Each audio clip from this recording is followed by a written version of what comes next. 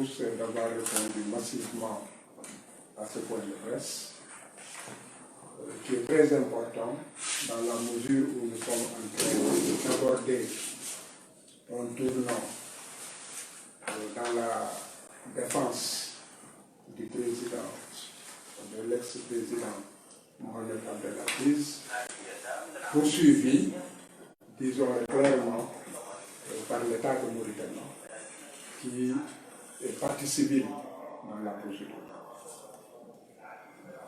D'abord, il faut souligner que les droits du président n'ont jamais été respectés depuis le début de la procédure.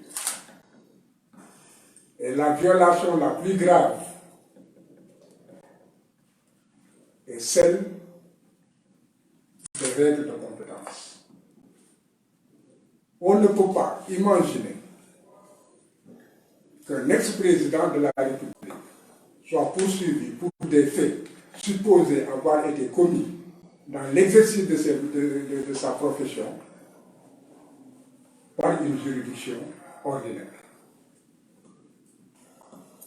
La charte fondamentale de l'État de la Mauritanie a été violée dès le départ par une procédure ordinaire des officiers de police judiciaire, un juge d'instruction d'un tribunal d'instance, une chambre d'accusation et une Cour suprême. Alors que la Constitution est claire, un président de la République, dans l'exercice de ses fonctions, ou à l'occasion de l'exercice de ses fonctions, lorsqu'une infraction lui est reprochée, c'est la haute cour de justice. Déjà, il est clair que l'on n'a jamais voulu faire bénéficier à ce président ce privilège de juridiction. Alors, on ne s'étonnera pas donc des cascades de violations qui ont été commises. Il y a que cet homme qui, au moment où il exerçait le pouvoir, a été un homme de cohésion nationale, un bâtisseur, un homme pour l'unité nationale. Que cet homme soit traîné de façon avilissante devant des juridictions ordinaires. C'est choquant. Et cela ne grandit pas l'État. S'il lui est reproché des infractions, il a le droit. L'État a des devoirs. Le ministère public a les devoirs de le poursuivre, mais dans le respect strict de ses droits. La défense rencontre énormément de difficultés parce qu'on ne s'achemine pas vers un procès équitable, on ne recherche pas apparemment la vérité. Ce qu'on cherche, c'est l'élimination d'un homme.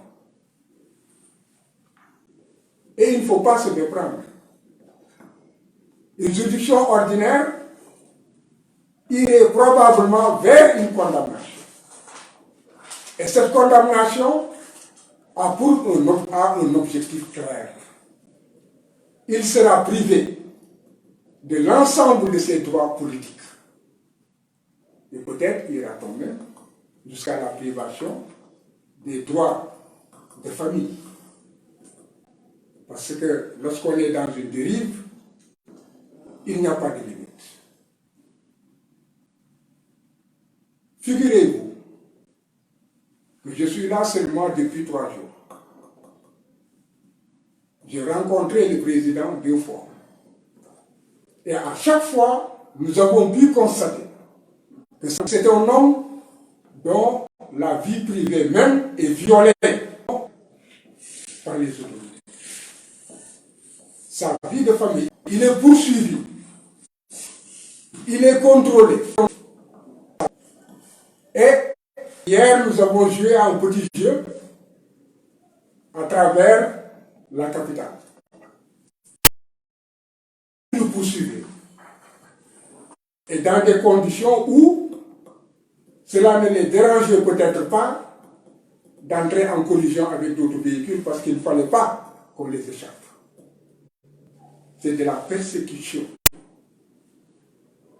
Et un ancien président, il y a des dérives qu'il ne faut jamais commencer dans un État. Parce que lorsque vous exercez le pouvoir, vous avez tous les moyens. Mais le pouvoir, il est temporaire. Il reviendra à un jour. Donc ce qu'il faut, c'est des institutions fortes qui font qu'il y ait une pérennité dans le respect de l'état de droit et dans le respect de l'état démocratique. Jusqu'à l'heure où je vous parle, les règles de procédure sont violées. D'abord, la défense n'a pas accès à l'intégralité du dossier à quelques jours seulement du procès.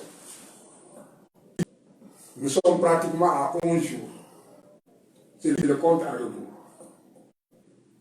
La loi interne, le droit interne prescrit qu'une fois que la personne mise en cause a subi l'interrogatoire d'identification et de notification de l'accusation, la défense a le droit immédiatement de prendre connaissance de l'intégralité du dossier.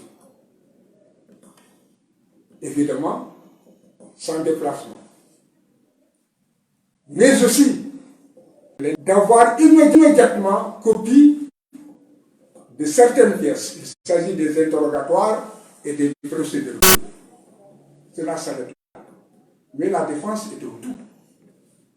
Les violations des droits de la défense ne se trouvent pas sur le fond, mais se trouvent sur les règles de procédure, les moyens mis en œuvre pour parvenir à un procès équitable qui respecte les droits de la personne mise en cause.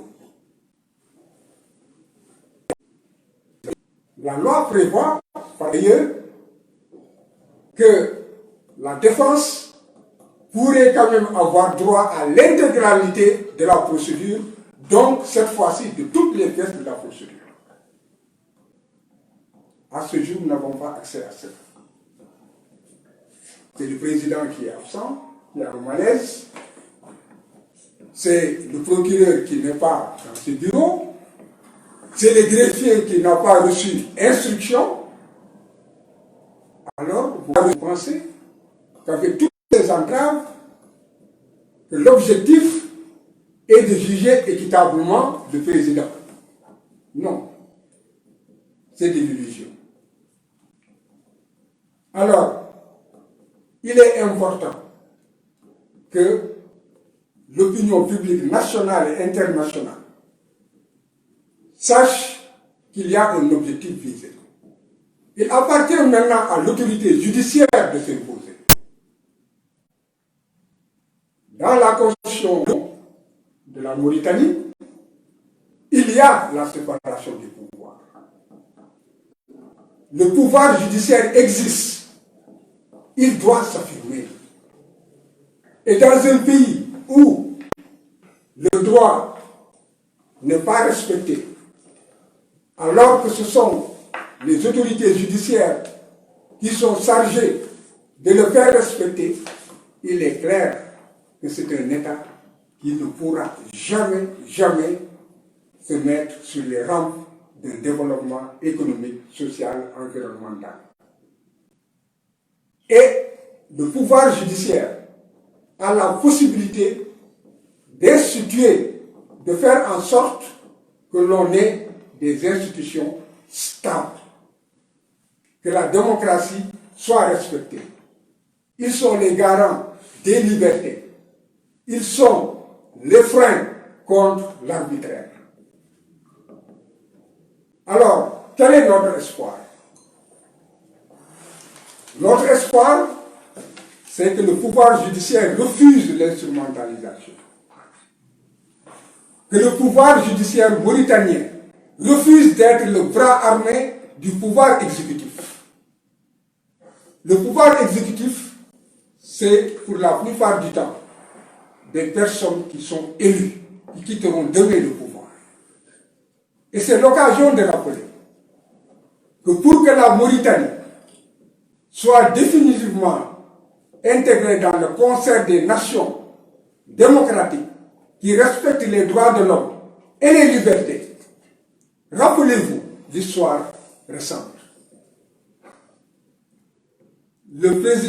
L'ex-président Mohamed Ben Abdelaziz fait partie des précurseurs du refus du troisième mandat. Il avait été poussé pour qu'il se représente une troisième fois. Il a voulu donner l'exemple. Il a refusé.